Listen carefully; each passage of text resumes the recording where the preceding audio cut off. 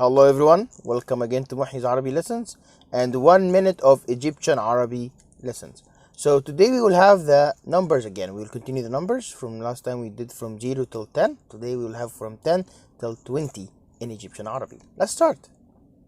عشرة عشرة حداشر حداشر اتناشر اتناشر تلاتاشر تلاتاشر أربعتاشر أربعتاشر خمستاشر خمستاشر ستاشر ستاشر سبعتاشر سبعتاشر تمانتاشر تمانتاشر تسعتاشر تسعتاشر عشرين عشرين.